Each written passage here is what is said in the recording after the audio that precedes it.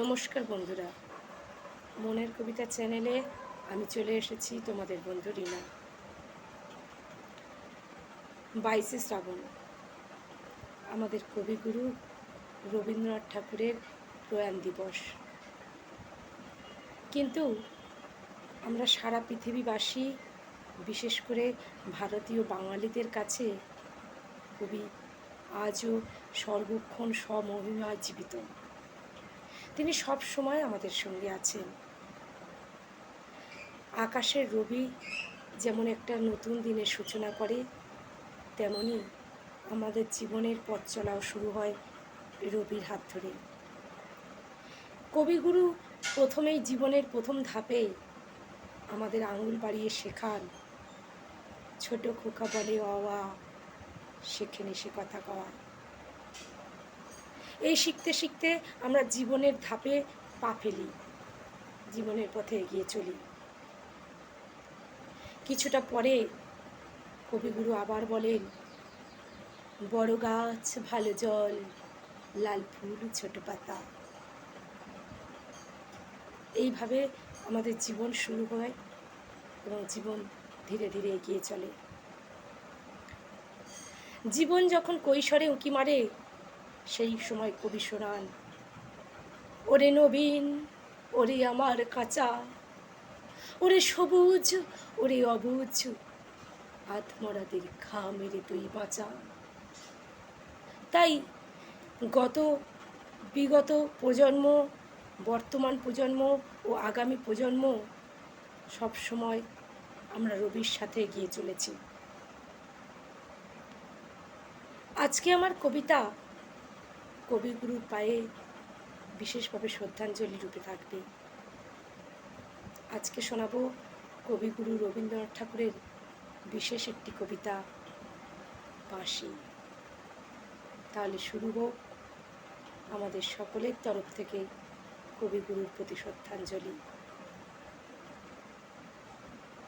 কিনুগোয়ালার গলি, দোতলা বাড়ির লোহার গড়াদে দেওয়া একতলা ঘর, পথের ধারে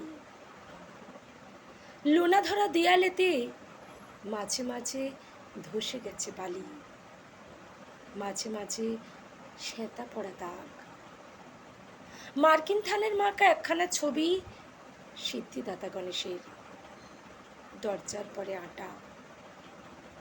আমি ছাড়া ঘরে থাকে আর একটা জীব, এক ভাড়াতেই, সেটা টিকটিকি। তফাৎ আমার সঙ্গে এই শুধু, নেই তার খাদ্যের অভাব। বেতন 25 টাকা, সদাগরি আপিসের কনিষ্ঠ কেরানি। খেতে পাই দত্তদের বাড়ি ছেলেকে পড়িয়ে। শিয়ালদা স্টেশনে যাই, সন্ধেটা কাটিয়ে আসি, আলো জ্বালাবার দায় বাঁচে। ইঞ্জিনেরই ধস ধস, বাঁশির আওয়াজ, যাত্রীর ব্যস্ততা, কুলি হাঁকাহাঁকি। 10:30 বেজে যায়, তারপরে ঘরে ফিরি, নিরালা নিচ্ছুম অন্ধকার। ধলেশ্বরী নদী তীরে কৃষিদের গ্রাম। তার দেওরের মেয়ে অভাগার সাথে তার বিবাহের ছিল ঠিকঠাক, লগ্ন শুভ, নিশ্চিত প্রমাণ পাওয়া গেলেও সেই লগ্নে এসেছি পালিয়ে। মেয়েটা তো রক্ষে পেলে, আমি তথই বচন। ঘরেতে এলো না সেতু, মনে তার নিত্য আসা যাওয়া, পরনে ঢাকাই শাড়ি, কপালে সিঁদুর। বর্ষা ঘন ঘোর, ট্রামের খরচা বাড়ে, মাঝে মাঝে মাইনেও কাটা যায়।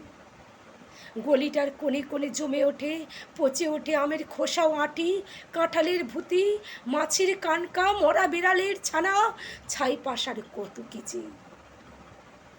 ছাতার অবস্থাখানা জরিমানা দিয়ে মাইনের মতো, বহু চিত্র তার। আপিসের সাজ, গোপীকান্ত গোসাইয়ের মনটা যেমন সর্বদাই রসসিক্ত থাকে, বাদুলির কালো ছায়া স্যাঁতস্যাঁতে ঘরটাতে ঢুকে কলে পড়া জন্তুর মতন মূর্ছায় অসার। দিন রাত মনে হয় কোন আধমরা জগতের সঙ্গে যেন আষ্টে পৃষ্ঠে বাঁধা পড়ে আছি। গলির মোড়ে থাকে কান্তবাবু, যত্নে পাট করা লম্বা চুল, বড় বড় চোখ, শৌখিন মেজাজ।